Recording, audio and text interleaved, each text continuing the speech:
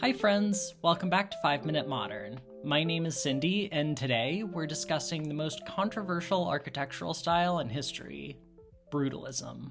Brutalism re-entered the cultural conversation in a big way thanks to the Academy Award-winning 2024 film The Brutalist, starring Adrien Brody. But while this bold architectural style may be popular in Hollywood, it's certainly not popular with everyone. Donald Trump signed executive orders in both his first and second term, mandating that federal buildings be constructed in classical architectural styles, targeting modernist styles like Brutalism. Trump even considered replacing the Brutalist-designed FBI building in his first term. And far-right commentator Tucker Carlson defined Brutalism as a deliberately oppressive style. But I actually think just the opposite is true. To talk about why, let's go back to Brutalism's beginning. Although historians have found buildings which adhere to brutalist aesthetics constructed as far back as the 1920s, most agree that the style really crystallized in the years following World War II. Prior to the war, modernism had flourished in architecture, a style characterized by flat surfaces, extensive use of steel and glass, and a lack of ornamentation.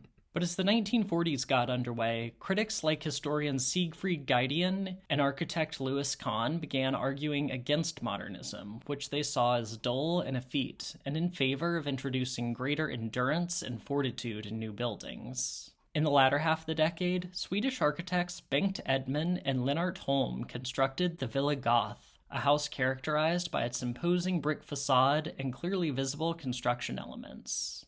Edman and Holm used bare concrete for the bathrooms of Villa Goth, a material which was gaining in popularity thanks to the influence of Le Corbusier. Le Corbusier was a modernist architect who favored raw concrete in his designs, called béton brut in French. Picking up on the latter word, brut, meaning raw, Edman and Holm termed their style New Brutalism.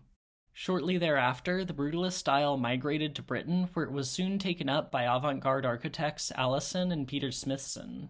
London had been devastated by Nazi bombing during the Blitz, and at war's end, Britain launched its welfare state. The destruction of war and the need for public housing meant that a large number of buildings had to be completed quickly. In the face of this need, British architects like the Smithsons turned to concrete. Concrete was much cheaper and faster than other construction materials, and it had the added benefit of lending buildings a sense of permanence, which was very reassuring to a population which had just seen so many of their buildings destroyed. But it wasn't just concrete that characterized these new buildings. In 1955, British critic Rayner Banham wrote an influential essay defining Brutalism as a style characterized by a formally legible building plan, clear exhibition of structure, and valuation of materials in their unaltered state. As the decade progressed, Brutalist architecture began spreading throughout the world. Britain wasn't the only country that had been hard hit by World War II. Many of the buildings throughout Europe and Japan had been destroyed by bombing, and architects throughout these countries likewise turned to Brutalist architecture. The style's wide use of raw concrete, clear forms, and lack of concealment of building structure all contributed to making Brutalist constructions quick and inexpensive, while also imbuing the finished buildings with a profound sense of durability. Brutalism's exposure of its construction, the visible pillars and beams, and bare materials were meant to allow people to feel as though the architecture were integrated into their lives. They could clearly recognize the engineered elements of the buildings they entered.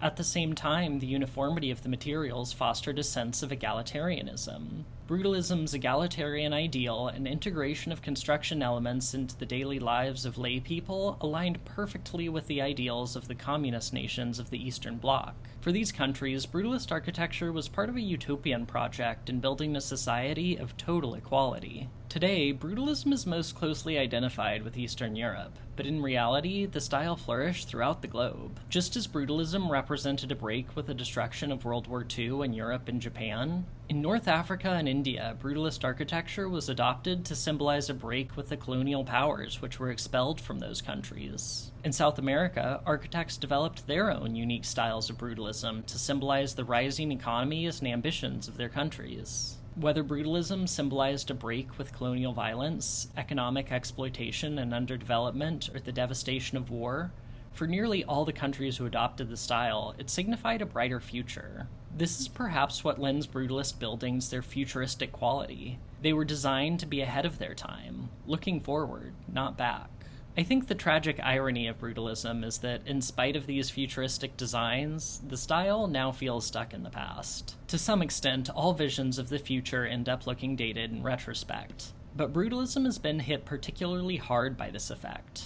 Ironically, due to their indestructible appearance, Brutalist buildings are often not given adequate restorative care. As concrete splits and metal elements rust, the buildings begin to age and decay. The FBI building, which Trump considered destroying, actually had to put up nets at one point to keep the crumbling concrete from falling on pedestrians. Aside from Brutalist buildings appearing not to need any restoration or maintenance, many are unwilling to commit resources to restoring a building they find ugly.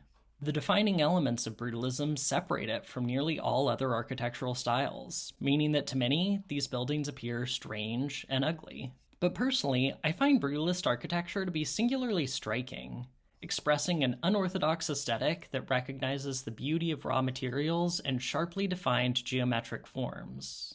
I also appreciate the egalitarian ideals put forth by Brutalist buildings, and I think the future of equality which they envision is worth fighting for, even more so than the buildings themselves. Please let me know what you think about Brutalist architecture in the comments down below. Whether you love it or you hate it, it's certainly a style which drives extremes of opinion. As always, I hope you enjoyed the video, and I hope you learned something new. Please remember to like and subscribe, and I'll see you in the next one. Bye.